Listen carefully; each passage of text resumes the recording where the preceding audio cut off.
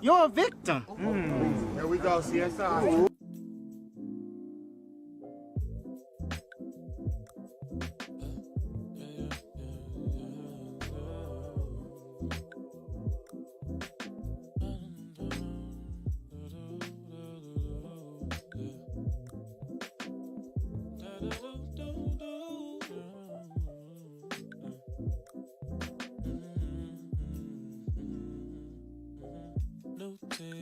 New things coming, rubies and the hoodies coming, Rolex, the new flex coming, no reply, no text, frontin', feeling good, feeling fly, I feel like nobody can come inside, hola, como esta, you tryna rap, I heard you tryna rap the wave, yeah.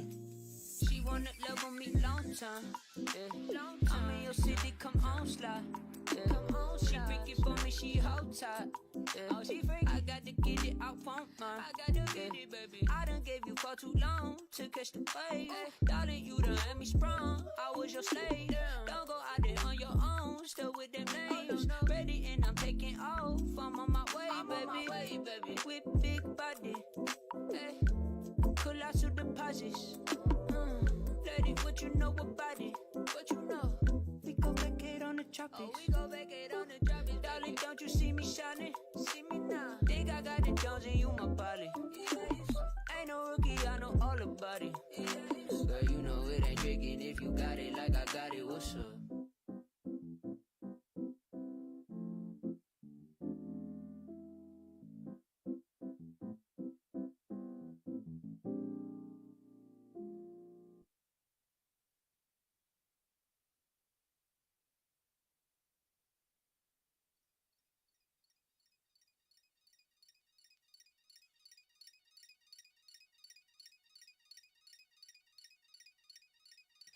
Test, test, test, test. You guys can hear me out there. Let me know. Let me know the audio is good. If you're tuning in, first and foremost, I appreciate you guys. We are here with today's event, which is the Zack Snyder's Justice League Q&A watch event. We are currently on standby, waiting to see whenever the live feed goes up, so we could switch it over to that. Just doing a couple of things behind the scenes, so just bear with me. Hopefully the audio is coming in good, but if you can hear me, I appreciate you once again for tuning in. There might be some choppiness right now, so I apologize for that.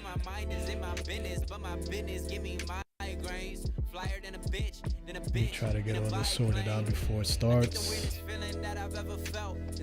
If the music is too loud, I don't know if you can hear the music, but if the music's too loud, let me know and I'll lower that.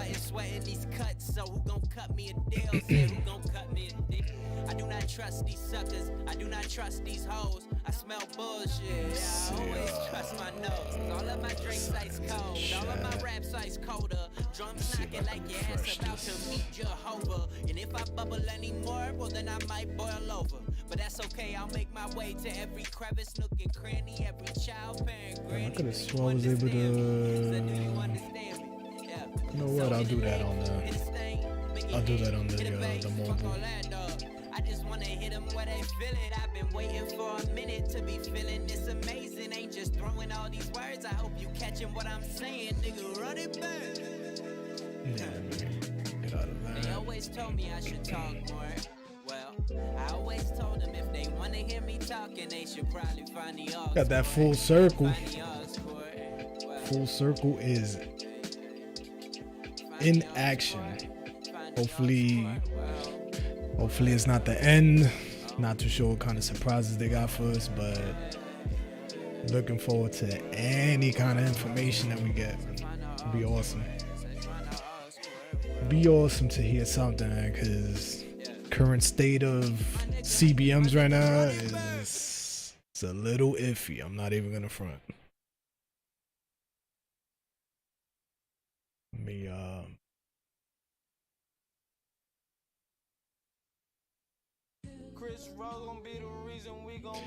LA Rams, what is up, man? Restore the Snyder'Verse.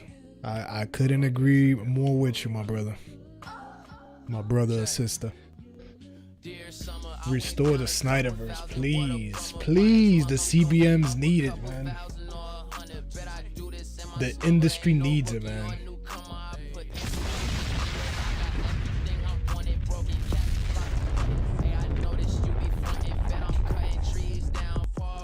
Definitely, man. I'm trying to think of like something that I could play on the stream while we wait, but I gotta worry about copyright issues. I tried to do that yesterday. I was checking out some trailers for upcoming stuff, the Transformers and the Flash, and unfortunately they suspended my stream. I had to like close it and reopen it, restart it. So I don't know what caused it, but I have a good feeling that it was one of those trailers, especially the Flash one, because that's like the one that's being marketed heavily the most right now.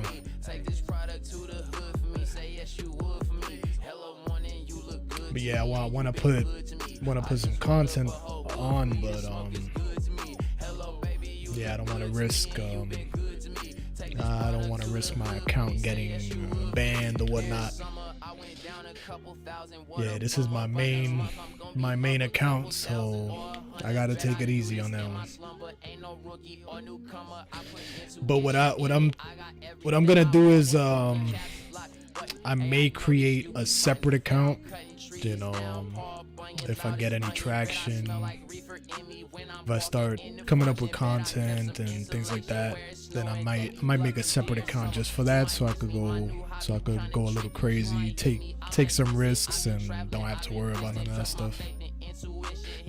I hope one day Superman and Supergirl get to meet each other.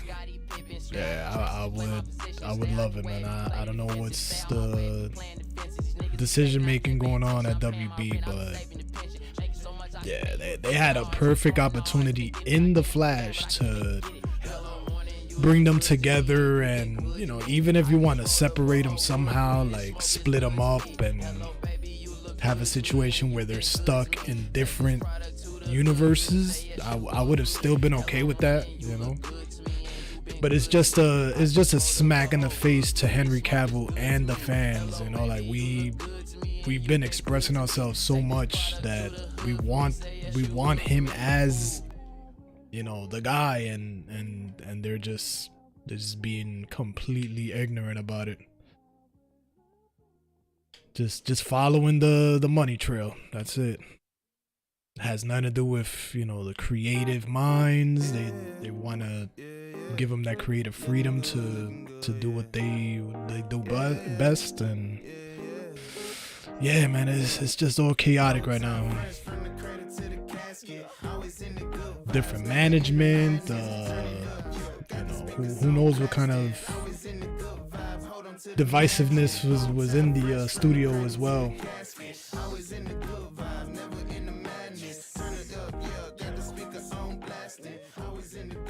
Yeah, they created a horrible situation for everybody, you know, for the directors, for the teams involved, for the fans, divided the fans. One big domino effect, and they don't seem to want to fix it either. That's the sad part about it all. That WB has been very silent. You know, Snyder and you know, Zack and Debbie have, you know, gave them, you know, their props as far as helping them out with this event, but it's been more focused towards DeLuca and Abdi. So I think there's still a little tension there with, you know, I don't know if David Zaslav is part of it. I don't think he is, because he just came in new, and you know, we'll never know that, but I don't think he's at fault. You know, he's just trying to come in and you know, sweep away all the dirt and try to start fresh, but even he's making bad decisions, you know.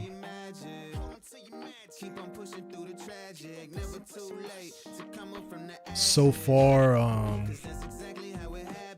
aside from the Batman, you know, the Batman is always gonna, that's almost a guarantee that you're gonna have success. Like it could be trash and just have the Batman title, and I'm sure it's still gonna make at bare minimum somewhere within the $500 million mark, you know, and then word of mouth will set in, and you know it'll dwindle down from there. But the Batman name is a household staple. It's gonna make money regardless, you know.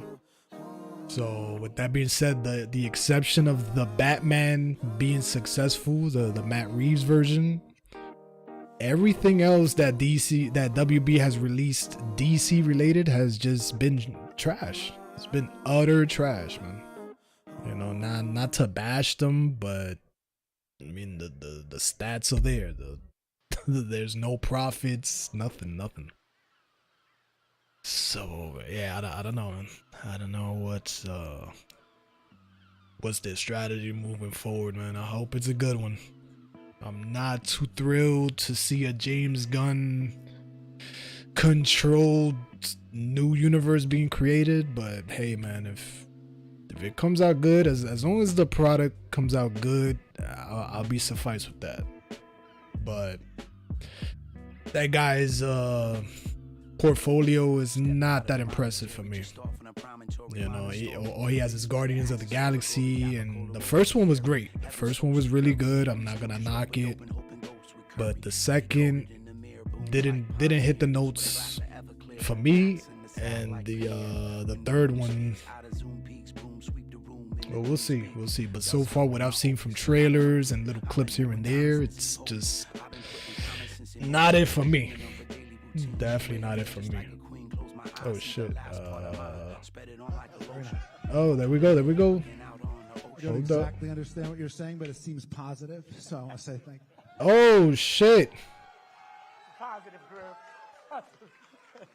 Home team, home crowd. Holy shit, we got Ben Affleck in so the I'm mother meant to kick this effing off with some questions from the building. community. I'm gonna read those out, and then we're gonna just, I guess, basically open up to Hold questions, up, discussion, bro. whatever. Fair enough. I'm not gonna say All much. I'm gonna let the Q&A So speak for this itself. first one is Here from we go. Matt. This I'm assuming is to Zach, not to me. The work you and Chris Terrio accomplished in BVS and Justice League was simply brilliant. Do you have any plans to collaborate with Terrio again in future projects? Well, if Chris would have me, of course. It's always a Very it's always a expensive, question, just of like, you know, he's a busy man, so you know. Look, I love Chris more than anything. He's a genius. So yeah, of course I would love to work with Chris anytime he wants. Well, what's he gonna say? I'm sitting right here. I hate that short little motherfucker. But yeah, of course I collaborate with Zach again. I mean, you know, when we find, yeah, of course. This is from Stephen Mark Monteith. What other New Gods characters did you plan to feature in the JL movies? Because I don't like being alone. And how much development would they receive? We saw Granny Goodness, so would we have seen the Furies? What about the other members of Darkseid's family? Yeah, for sure. All of them. I mean, he had to really get an invasion force together, and I think he was going to, like, you know, get his own. There was going to be a Christmas album, too, Yeah, right? really beautiful. Yeah. And a special. So, yeah, I think the answer is. For sure. See, yes. I'm gonna- Well, the I'm gonna Furies say for something. sure. We talked about that a lot. Yeah. I'm going to say something here, Zach, which is that I've read chatter about the anti-life equation and, you know, how did Uxas, Darkseid, lose it as though it were his keys. But we would have taken that up in the second episode. You would have understood some apocalyptic betrayals and palace intrigue that would have explained how that all happened. So if ever a miracle happens and more of this story is made, you'll understand more of that, because there was a plan there.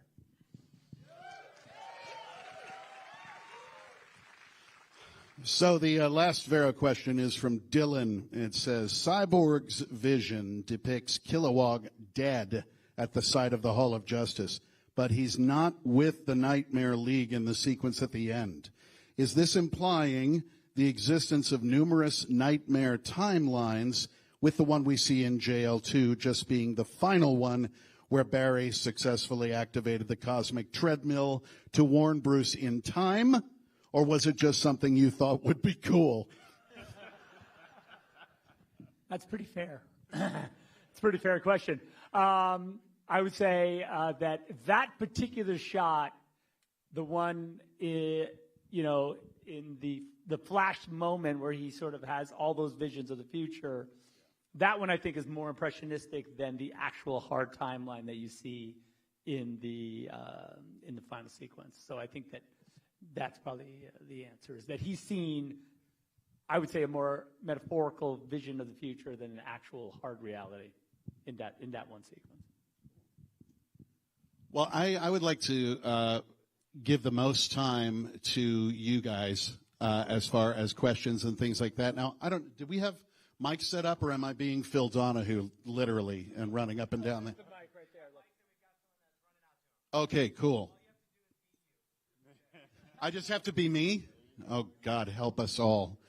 Yours was the first hand up, so yes.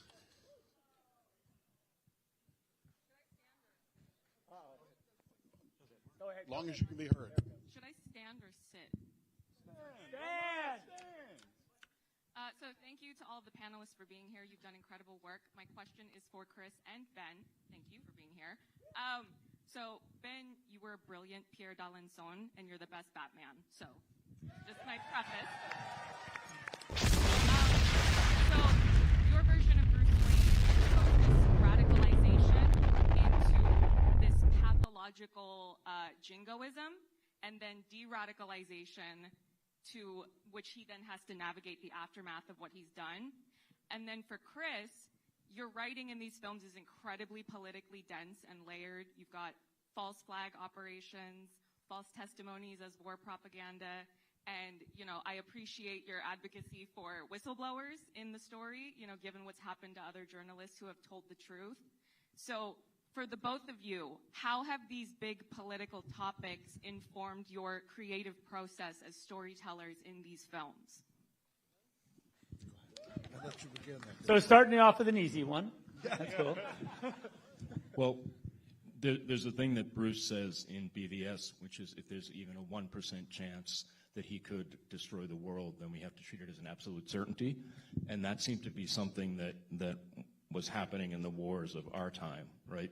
There was this idea that there's an axis of evil, and if there's even a minuscule chance that there's going to be a suitcase nuke in New York City, then we have to treat it as a certainty and we have to make war. So that idea that was going through Bruce's head was informed by everything that we were looking at in the world. And so we self-consciously wanted to ask that question, and then also politically, when you have the character of Kahina Zirian, intervention in Africa, that's a thing that Superman has done traditionally, right? Superman intervenes, and there are clear good guys and clear bad guys, and then truth and justice save the day. So that was another thing that we wanted to kind of complicate and say, well, what actually happens when Superman intervenes? It seems like he's intervening to save Lois, but what other lives are affected? Superman says about the danger to Lois, think of what could have happened, and she says, think of what did, pointing at all the stuff that happened in the village. So that was another conscious thing, not to try to make Superman a villain or to say, Superman is wrong, but just to say it's a little more gray and complex than maybe traditionally has been, at least in the films, has traditionally been presented. In some of the comics, there is a lot of shade of gray in Superman and his work. Yeah.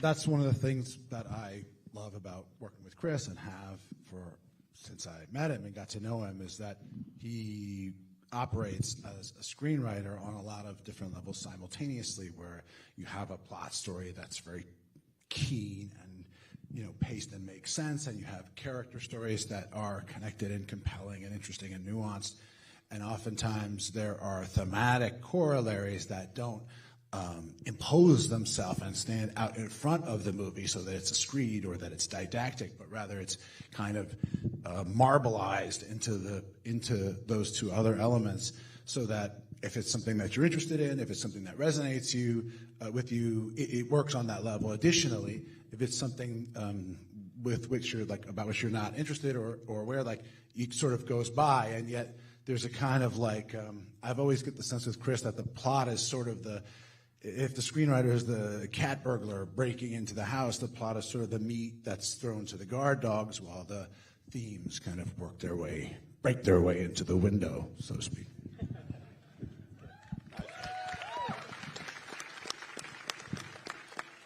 Oh, wow. Way back yonder, black Mr. t-shirt. Affleck in the building. Third row in. This is no good. I need a laser pointer. What is this going on? Raise your hat up in the air. You had a hat in your hand. The one with the cryptic symbolism on it. Yes, sir. There's a microphone nearby. Oh yeah, that's Superman. Yeah. Is there no mic over there? Oh dear. It's a black shirt. How loud can you be?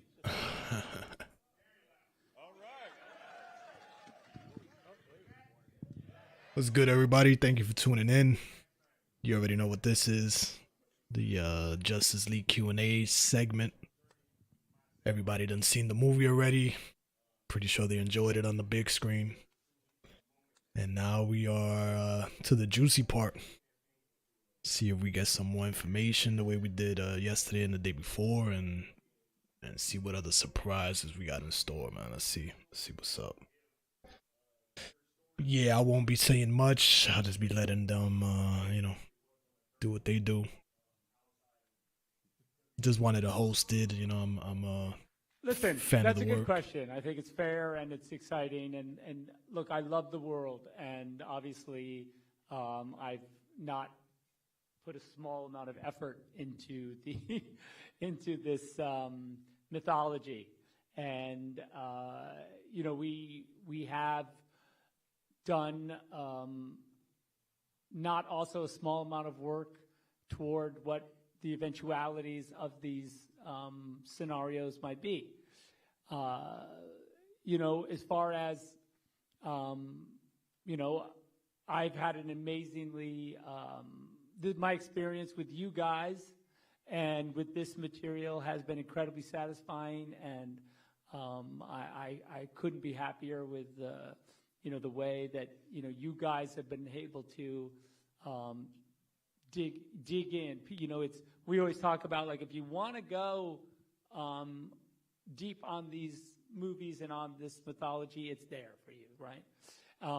And so, yes. Would I be interested in whatever medium or whatever way these ideas would continue? Of course I would. But in the meantime, we forge ahead and we do what we do, and so like that. But yes, thank you. But I love this world, and I love these guys that I've gotten to do this with. And it's been amazing. So thank you.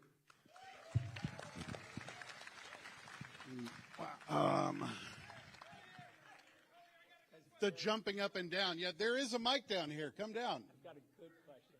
I got a good question. Can we judge the As question? opposed to what? I have one question, and Ben Affleck, you're the greatest Batman ever.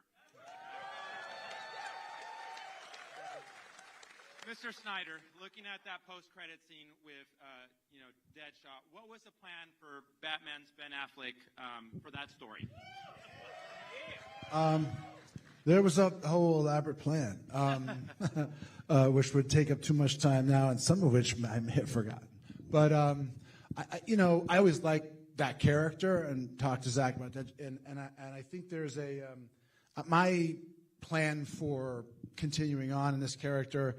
At a certain point, I got to and kind of found that I thought I wasn't really, I just felt like, I wasn't quite sure if it worked or jived. I felt like if you have a character like this and you kind of take that on, you want to go forward, you better really be sure and understand it and be confident.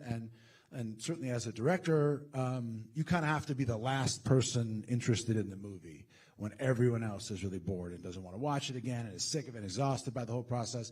And I have held myself to this kind of metric where if I'm not really sure I see the precise location on target that I want to hit, I'm not sure I can hit it, but I want to at least know exactly what I'm aiming for. But there's, as all of you have kind of mentioned, there's a spectacular array of characters in this universe, and also I think, they are ultimately like, I know that we sort of become like attached to them as exist in these particular forms, but I think of watching Zack stuff and whatever he does, I find interesting and enjoyable. It's kind of manifestation of his work and his art. And with Chris, you see people's, like, it doesn't necessarily have to be wearing one face to tell an interesting story. There are certainly, a response to this gentleman's question, there are a lot of different ways to do that. And so I don't get too wrapped up and like fixated on that one thing, or at least that's the way I soothe myself. Also, I want to point out that, you have, this is such a brilliant visual film, and the pacing of it and the tempo of it and everything is so incredible. And we have DJ here and we have Dodie here. Does anyone have questions for them? Yes, here in the white shirt. Loud.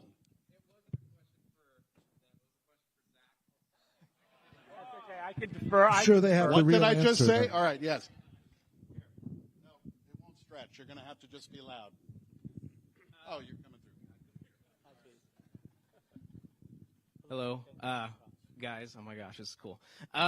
Zach, how close are we, and will we ever be able to get to see that Jon Stewart Green Lantern deleted scene?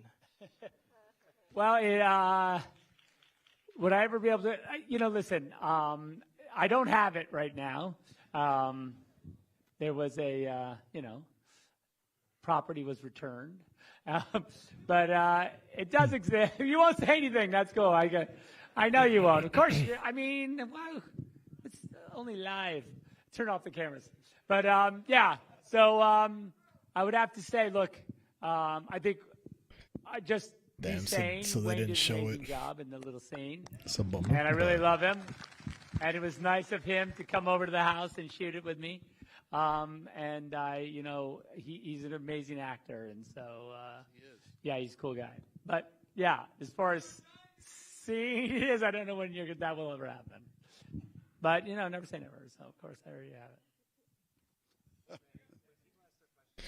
Damn, they didn't give it to us. I will try to. Well, they didn't give it mic to over them. there but now. Fantastic. Make your way over to the hopefully someday microphones if you like. we'll get that So emerald just, cut. Yes, you right there. Yes. Do you want to get on the mic or no? Okay, not loud, but you were partying last night. I'm supposed to repeat everything, right? Wes, come on. So this is an editing question because, like you were saying, the pacing on this goes wild. In more ways, you have these incredibly somber moments that you sort of let play out, and then you have flash sequences that do these various crazy, some odd things. So from an editing perspective, what was sort of going through your head in order to sort of evoke various emotions of whether it's excitement or these crazy applause moments that you'll get from the entire crowd? It's a great question, yeah. So the question was about the editing and to like, what's like going to make it really evocative, essentially. Yes. Yeah, it's actually both of us. Yeah. Because Well, that sequence especially that he's talking about, I mean, the flash running back time sequence you're talking about is per se, or whatever. Across the board. Our inspiration was Cher, right? Mostly. Yeah. If you can turn back If you could turn back time, you guys have heard the song. That's what I thought. There, go, Dodie. Well, no, I have to say, and Ray introduced me as the additional editor because I was standing on the shoulders of a very great editor, David Brenner. And amazing man. And then we had Carlos Castillon keeping it safe and warm for the time when Zack was away from the project, and I was lucky enough to come on and be the one to help realize his unicorn, bring it, let it get born. So many of the scenes were already formed when I came on, and I mainly worked with that material, and that's why I was trying to throw it to DJ, because that particular scene already existed when I came on, the time warp scene. But the time warp. Amazing. Well, the time warp. Amazing. Okay. I agree. It's amazing. But my memory is it existed because, can I say that? Because we made it exist alongside it wasn't a version of the movie where it didn't exist. It wasn't supposed to exist. Like, of course, we had a big, argument. There was a time when the discussion of whether or not to have Flash run time back was a big, the studio didn't want to do that bit. There was but anyway, so it was difficult. We had to manufacture, it was almost one of these things where I had said, look, let me show you it and it'll be cool. And you guys are going to want to do it. And they said, okay, cool. And well, they were confused. that they were confused. Yeah, there was a lot of confusion.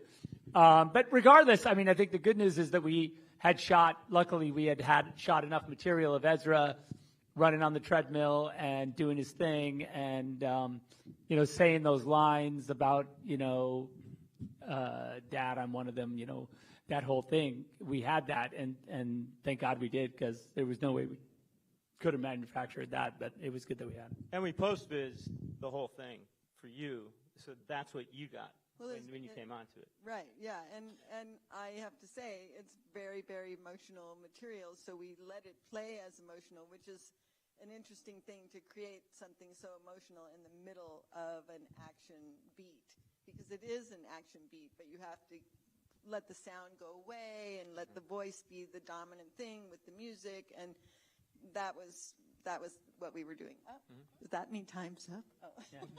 The bar is closing, I guess. Or I don't know. I'll have a double martini.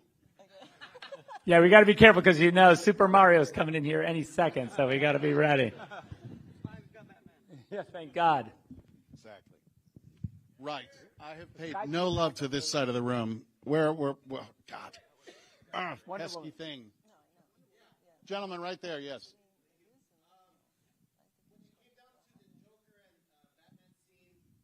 I cut that. For those that are tuning in, thank you so much. I appreciate you guys. I see the viewer count going up. Thank you guys, man. I appreciate the support. I know it's not nothing big. It's something that's already been advertised. That's cool. Still appreciate it.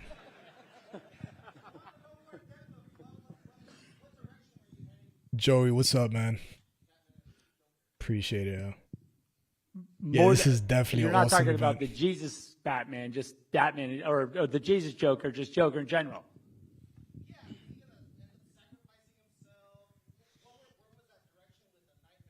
Yeah, no, there was these guys were on a mission. It was a kind of a mission movie moment or beginning of where it was like a buddy picture, where the two protagonists were at odds and they had to work out their differences over their travels across the country. No, in a way, that's what you could see. In some ways, that's what they're on about. They're on this little journey. And I guess, for me, one of the reasons why I wanted to do that scene was because I felt like, I was really happy with the way that these two guys, that the Batman and Joker in that scene, and it's only a little taste. I just felt like it was rude for us to have gone through this entire sort of DC universe with the two characters that should be, with each other at odds, I guess, having not really coexisted on film in that way. And I had in my mind wanted that to be part of the movies as they went forward. And I just really felt like this scene was important, for this universe. And Ben was gracious enough to come and do it, and Jared put on the cape one more time. Oh my God! And then Jared also, was awesome, and it took some convincing, but was really it was really fun. It was fun to do the bit, Yes, you had one. Here.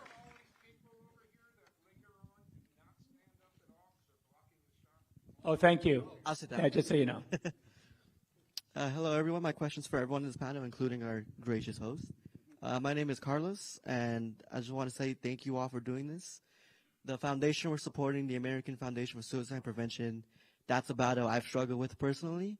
And these movies, the stories you've directed, the characters you've emboweled, the things you've written, edited, and just being a part of in general, it gives hope to so many people, way more than just this theater of loving fans. These stories speak to us, and even though we can't fly, we can fight, no matter who we are. And I just wanted to ask you guys on a personal level, for every one of you, it could be a sentence answer. On a personal level, how do you feel knowing that you're part of something that gives hope to so many people that really need it?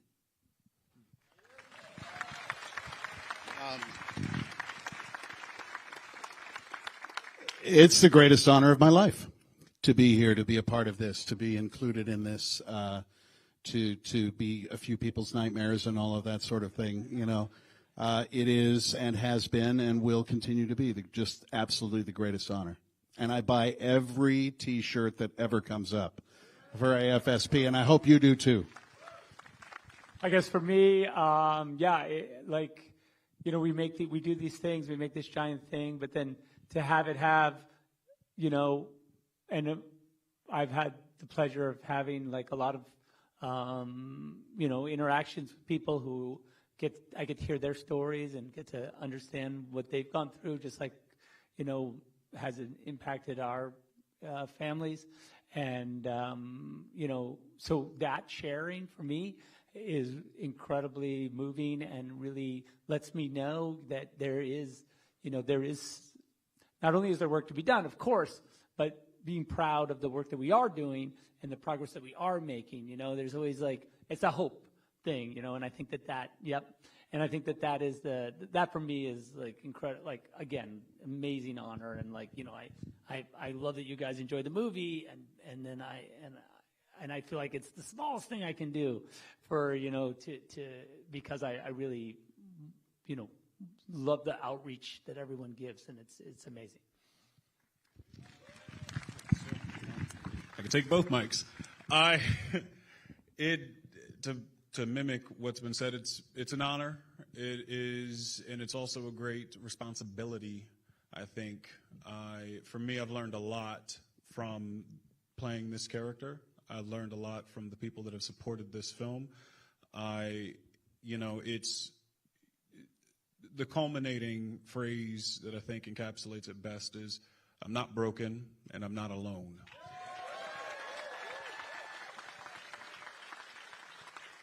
And in myriad ways, you guys have shown me and one another that you are not alone, and that anything is possible when you put the collective together to go ahead and tackle a problem.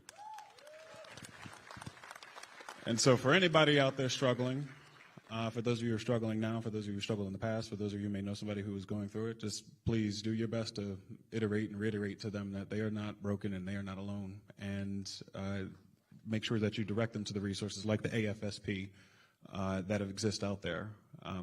Thank you for everything you guys have done. Thank you very much for what you said. I have a lot of admiration and respect for the bravery it takes and sense of self to stand up and talk openly. I think that's extremely helpful and good. And thank you. And both any association with an effort like this is an honor, certainly, and kind of a similar way. I could sort of look at my own life, in a lot of different ways, but the truth is, I'm old now, right? And I've done 55 or 60 movies. But the movie that people, the character that people most commonly approach me about, in my own first-person experience, is undeniable as this character in these movies. And it clearly has an enormous reach and impact on people. It means a great deal to people. And that's, I think, the only appropriate reaction to that is a sort of gratitude and humility. The gratitude that I owe Zach for bringing me into this project, for Chris, who he wrote, Ray, and everyone who worked on this, and to the fans who, you know, without whom it doesn't come to life. And I appreciate and hope it's true that these like kind of fables, these stories, that can in ways sometimes we're not even aware of, you know, be moving and meaningful to people. And if that's the case, I would just say I'm humbled.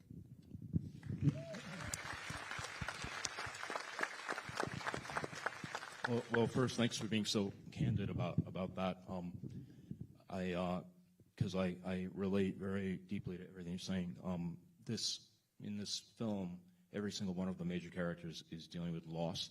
Everyone, you know, Lois, Martha, Diana, Arthur, Barry, Bruce, and so that became the important heart of the film, of how to take in loss, take in the darkness that's trying to pull you down, and to answer affirmatively and to fight back, fight back against it. So all those things, I'm grateful if anyone feels them, because they were deeply felt on the end of us who are making it. I mean, you can't make a movie that has emotion in it unless you have sat alone with those characters and with those thoughts and figured out some of that stuff for yourself. So it makes me really happy if it lands anywhere. So thank you.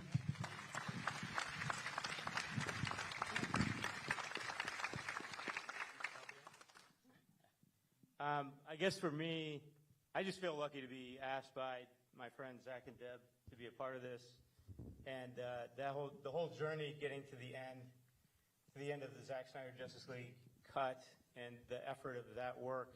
It's very emotional, cathartic. I wish we could do more, because I think there's a lot of story left to tell.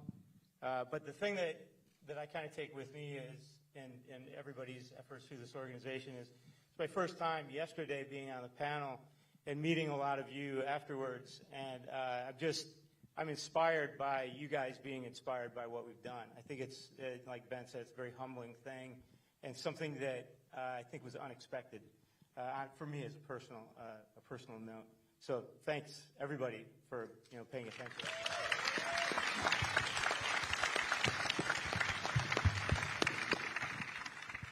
What they said. Go ahead. One of the things that I was doing was restoring a lot of things for Zack that were very important to him in the film, and I keep coming back to the concept of life affirming and acceptance, and the scene with Wonder Woman where the little girl after the explosion says, I want to be like you when I grew up, and she says, you can be anything you want to be. And that concept is something that comes through in everything that Zack does. It's very, very life-affirming. And for me as a collaborator, it was very exciting to be in Zack's orbit and then notice all these badass women all around him.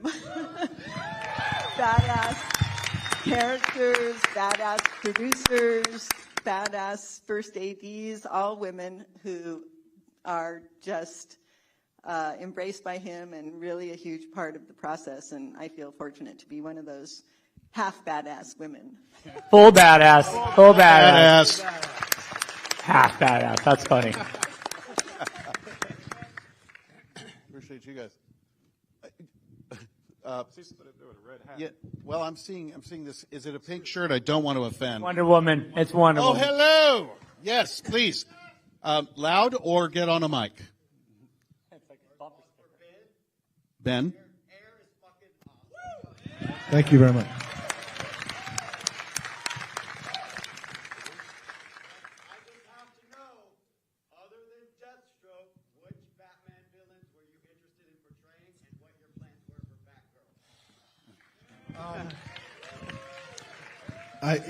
There were a number of them that I was kind of exploring, and the plans were to, make interesting, nuanced, complex characters, and particularly for the character you mentioned. And I didn't really, I kind of feel like either you do, I'm just going to get into my own preference here, but either you do like a kind of massive kind of one villain that is so formidable, you just can't imagine how it is that your protagonist is going to be able to overcome it, or you have to sort of really populate kind of the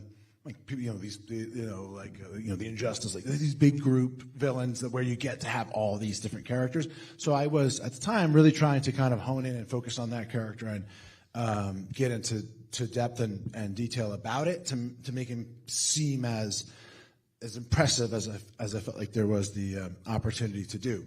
And other than that, that's the only detail I have for you. Way back in the back there, in the back corner. Is that that corner, back corner? MC. Yes, hello, you. Yes, hi. I think a mic is probably a good idea. Yeah. Hi, Zach. I'm Christian, and I'm the Art Center student in film. This is a question for you. If you could go back and give your younger self advice, what would it be? Sorry, could you repeat? Yeah, no, I got it. He said, what would I do if I went back and met my younger, what would the advice I would give to my younger self? Like my Art Center self? Yes. Right. Yeah, look, I have no regrets, and I feel like everything's gone, the experiences I've had, and it's hard to say like, if you did this, everything would go much better. And yet, I'm sure there's advice I could give to my younger self that would make things be smoother sometimes. But the bumps are what make you kind of who you are, and so you need it. So it's hard to the idea of telling yourself to do something different is kind of then you're not you. But I would say though, but just as advice. For a young film student, of course, my advice is, you are the thing. Your point of view is the commodity that you have. The way you see is that no one else has that but you. And so, however you exercise that, do it to its fullest. Don't be afraid of it. Don't shy away from it. If you think it's weird, it doesn't matter. It's cool. So that to me is the thing I always say. Bring it out to you're its utmost. You're the only you there is. So I want to see what you do. Facts. In the waving, is that a black jacket back there? That'll be you. Yes. Loud as you can. Yeah, it's hard to answer that question because you could always create a butterfly contest effect, monologue. Nah, don't do that. Do it this way, and then I don't know. You just come across a path that creates a bigger shout it. So you don't want to do that. Shout it. Oh, now you're on. I want to just do exactly what you did and just learn from it, and then that way you won't ever do that again. Won't go back to that. What caused this now? So yeah, definitely understand him. So he didn't have a question. It was right. No question at all. Yes, hand that to our friend over there. Yeah, there you go. Good job. Okay, does anybody not have any job related? Excellent. Yeah. Yeah. I don't have any work. We're about to go on strike. Oh, this is so rough. I'm trying to be equal. What do we got here? Waving furiously in the white in the center in the back there. Yes.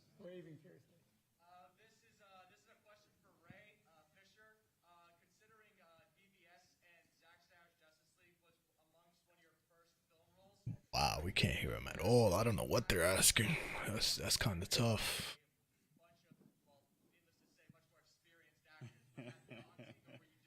They should have had a system set up so that the mics go digitally into the stream.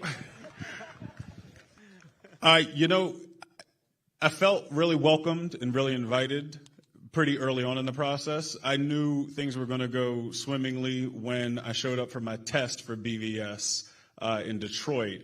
It was around Easter, and I hop out of the SUV, and, you know, I'm a little bit nervous, right? It's my first test for anything, really. And I hear a voice behind me go, "Ray!" I turn around, and it's Zach, and I go, "Yo, Zach!" And we just take this elevator ride up, and I'm just like, oh, this is a dude like me. Okay, cool. We chopped it up about comic books, granny goodness, all the like nuances of like really just silly and geeky stuff. And I was like, you know, I feel like I'm amongst my people, if that makes any sense. And so by the time we got into filming for BVS, that's awesome. You know, Zach, he was like, "Hey, you want to see what we're shooting today?" I was like, "Yeah, cool." And so I ended up meeting Ben during that sequence where they were, was it the graveyard sequence where the bat pops out of the mausoleum? Oh, right. They were filming that. And so I ended up getting to meet a lot of folks before we even got to set together. So it ended up taking a lot of the edge off for me because I'm like, oh, you know, I meet Jason for the first time. He picks me up and he just bear hugs me. And I'm like, okay, all right.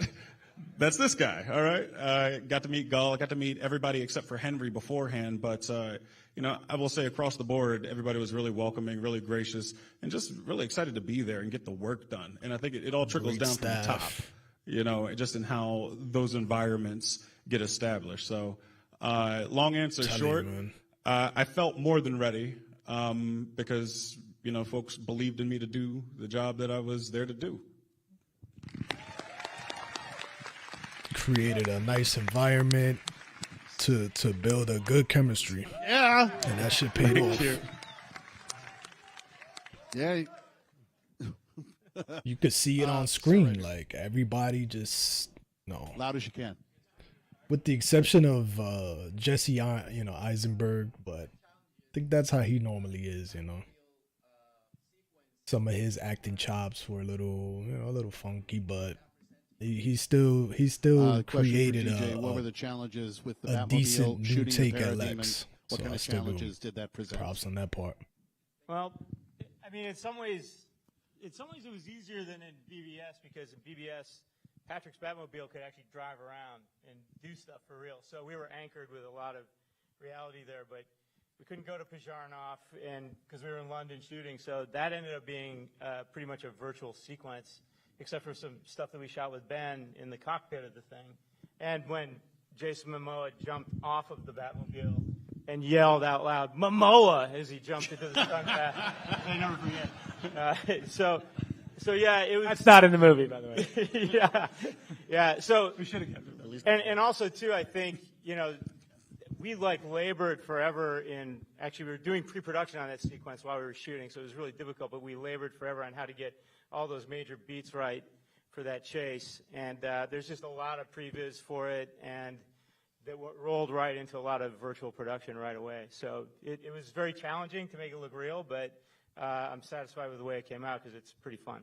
Yeah, just this shot, just a little sequence alone of like, you know, shooting the smokestack and it falling over, and then how to roll and crush all the parademons, and that movie lets us skid around and face backwards.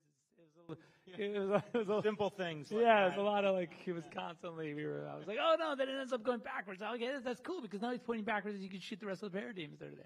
Yeah, it was a little bit of that. Did we have a model or anything? I thought we had a little model, but maybe we didn't. Oh, no, it's me. Yes. Loud as you can, okay?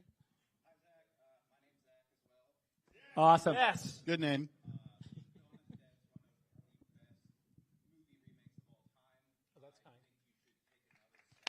Yeah, that sucks. At Dawn of the Dead again? Oh, another one. Sorry, I'm just kidding. We don't get to hear it. Oh, that's nice. By the way, I love that movie. That's one of my favorites. I love Peckinpah. You know, I need to hear those questions, man. One of my film heroes. Wild Bunch is a great movie. I think they did recently do a remake of the Wild Bunch. Did they not? I don't think did it come out? Is it still? Is it still? It was. Oh, so maybe they haven't done it. So yeah, we'll look into it. I'll ask them. Have you thought about Toxic Avenger? Yeah, oh nice. Zach, you could remake The Godfather. Once again, thank you guys for tuning in. This is the Zack Snyder Q&A for his Justice League. Over here. there's any issues with the audio or like a video, let me Statue of know. Liberty. I'll Yes, try sir. to Yeah. you know, Right on. fix it in the background. Hey, Justin. But Hey, yeah, Justin. thanks for stopping by, guys. Appreciate y'all.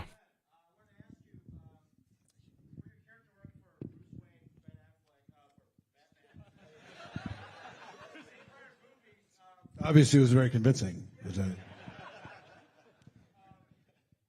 Their audio is all over the place, so I'm just trying to work with it. Sometimes they come in hella loud, and then sometimes you don't hear anything at all. This part is a unique part because, so many excellent actors have played it and filmmakers have done it, and the mythology extends all the way, down through decades after decades from this, the Adam West TV series and, the cartoons and stuff on up to it's really, amazing, films and art about it.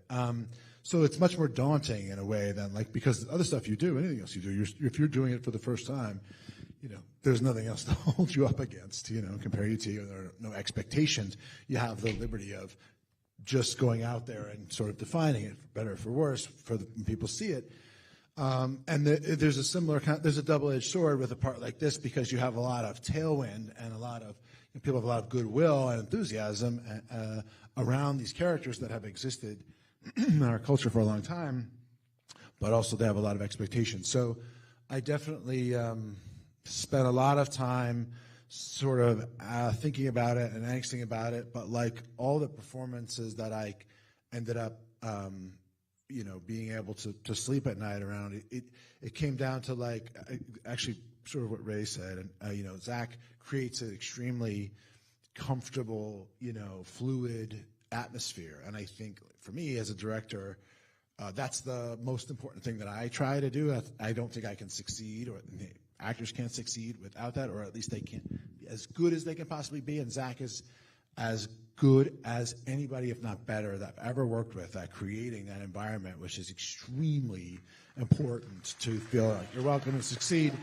So it took away a lot of the thought, because the thing about preparation is they say you just have to, you do it and then you have to throw it away, and the throwing it away is so that it seems lifelike, obviously natural, and kind of lived in. And Zack made it easy for me to do that. So thank you. I will say, as an actor, having a safe space to play in is really important, and I experienced that not only with Zack, but you won't remember this, Ben, but you directed me in Argo. How could I forget? I'm the PA that brings in John Goodman. Yes. And even that tiny role, I felt like I had room to play. So thank you. Oh, that's good. Thank you very much. Wow. Now they're having time to think of stuff. Now they've had time. Yeah, exactly. Okay, if you were on a desert island, right? Oh my God, this is Zack. What do I do, man? What do you mean? What's wrong? Who do I pick? Red cap in the back. You're the master of ceremonies. Oh, right. Oh, red Damn. cap. Great voice.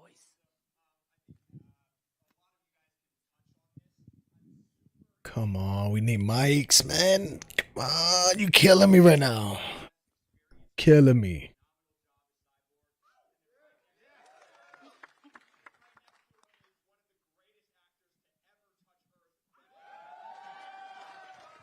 Too kind.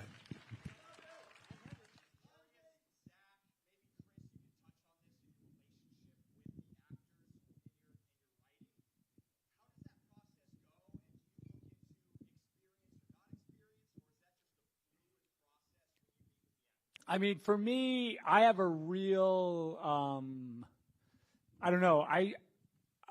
It's been my experience that I just go I pretty quickly I'm like, oh yeah, that's the person. Like, that's the guy. Get that guy. Or I see a casting tape and I'm like, yeah, that's right. And I feel like my gut is probably the best. And I know that's stupid. Like, oh, my gut instincts are anyway, I know, but it's not really very helpful for anyone else. But yeah, I mean, I feel like, the casting in this movie, just, I think across the board, these guys have done, obviously, even just we forget that, like, at the time that the movie that we put the movie together, you know, pretty much, you know, these guys, like, you know, Ezra, you know, I just was like, Ezra's cool. I just want Ezra to be the Flash. You know, it's like that. That was kind of how I did it. Like Gal, I was like, oh, Gal. We tested a bunch of different actresses, and Gal was just, and from the beginning, I was like, I want Gal. And they were like, okay, well, we should do, you know, we need to see a bunch of people because, you know, it's like a big part is Wonder Woman. And she's not like super big star or anything. And I was like, okay, well, I just feel like it's right. And then we tested her with Ben. They did a little scene, and I was like, see? Actually, what's cool is I looked at it the other day. There's like in the little video that we did, in the little audition, I don't know if you remember this, but Ben, like, at the end of the take, it was a one shot too. It was like over him. It was like we did it because whenever you do because it was before the film was made, and you don't want to expose yourself to the studio too much, right? And you don't want him to say like, oh, is this what it's going to look like? You know, like, I don't like this. And I'm like, it's not about that. We're just trying to do an audition. You know, it's like any chance for them to not comment on anything but the thing you want them to comment on. You try to do that. So I was like, okay, we'll do this as one take, even though it's like starts out as a 2-shot. And it was in the little scene, it's like Gal's Wonder Woman is waiting for Bruce Wayne, and he's walking down a street. We shot it all on like a sort of fake set. It didn't look like a street, but it was like there's some cars parked around and whatever. And then he would walk up, and it was a 2-shot, and then it was a tight 2, and then it turned into an over, and it was just the sort of a single on Gal. And they were kind of talking about like,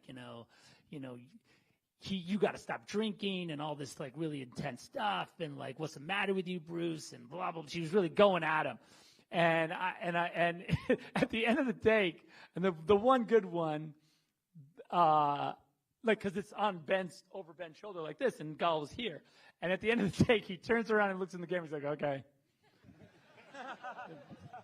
like, I don't think we have to do this anymore. And it was cool because like that's and of course the reaction was so clean that like I left it in for the studio, so they were like, "Oh, I was an unwitting accomplice." Yeah, exactly. I remember that's the only time that's ever happened to me where I was like, "That's obvious." Yeah, like what are we doing? Yeah, there's nothing else. Can I go home now? I've done that with a bunch of people. Yeah, no, it was cool. It was really cool. But like, and I think that those things, I guess for me, it's like there is, and it's impossible to say. I mean, it was just like when we were talking about Christina Wren during Man of Steel. I was like literally watching TV. I saw this hummus commercial. I'm like, that girl, I want that girl in the movie. So we had to track her down and like find her. But I think that I don't know. It seems I don't know how, but it just an instinct. I mean, I think that what Zach's like maybe humble to say is that there's it's taste, right? Like, but those have told me about directing, and I always heard before I directed, there's like not the old adage is directing is 90% casting, and I was skeptical of that. And as years have gone by, I've become more and more convinced of it. And it is as you look at all these actors who Zach cast and how good they are and what they've gone on to do, it's a testament to Zach's taste. And his taste is very, as he says, intuitive. I don't know if you can learn it or teach it. He has a feeling. It's sort of what being like a filmmaker with a point of view is. As soon as he sees that thing, it bounces off him. It's very wonderful to work with somebody who's not clouded by a bunch of other thoughts or opinions or what are people going to say or what are they going to do or what are they going to say, or how many followers they have, whatever it is, immediately. And that's, he knows, and he has an opinion and a strong one, and that's kind of what you want as an actor, very much. Whether it's good or bad, like, are we doing this or are we doing that? You want me for the movie or you don't? You know what I mean? Both are fine. I just want to know. Let's not do 15 auditions, you know what I mean, and do a whole circus. And that's one of the beautiful things about Zach and his process is that he is works by instinct and decisive and absolutely self-assured of that. And it's a very calming thing to have in a director go, okay, he knows where we're going, so I'm going to follow him.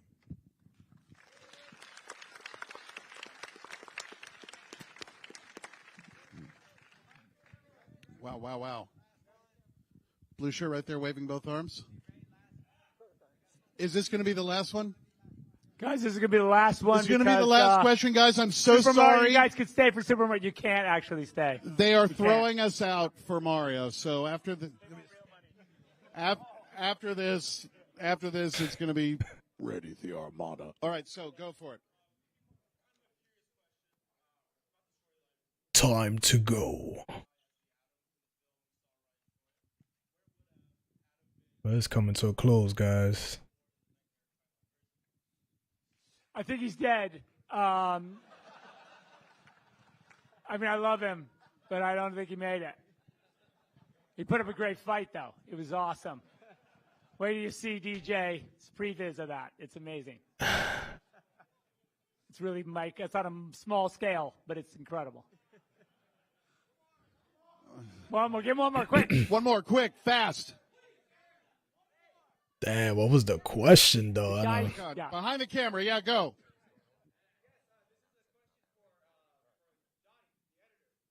Jody.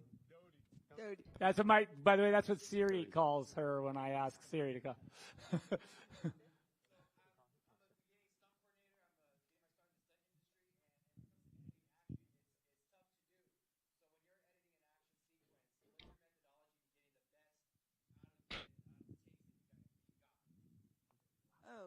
well, okay. First of all, working on an action sequence for Zack is completely different because it is so well choreographed in advance, and his stunt team actually shoots their version of the entire scene and gives it to me before I even have the dailies of the scene. So it's a very, very intricate process that they do, and I'm just trying to better them. So I'm assuming that's okay to say how well. That's what we hope for. Yeah, how well thought out it is in advance. But without that, barring that, I just take every single take and take a shot is probably a minute or less long, and I cut it down to the tiniest little piece that is usable from everyone, and I just press play and sit back and find the one that hits me the most, and then I put them all together. I mean, it's pretty much that. I don't want to say simple, but that's the process. And then afterwards, once it's all together, then it kind of, you can throw the cards up in the air again a little bit if you want, but usually it's very much, a lot of people think cutting action is easier than cutting dialogue scenes, for good reason. There you have it. Thank you so much. Thank you all. Thank you very much. Again, thank you guys so much for coming out. I appreciate your support, and we love you guys. Thank you so much. Thank you. Thank you. All right, thank you, everybody. These guys are headed out, but as you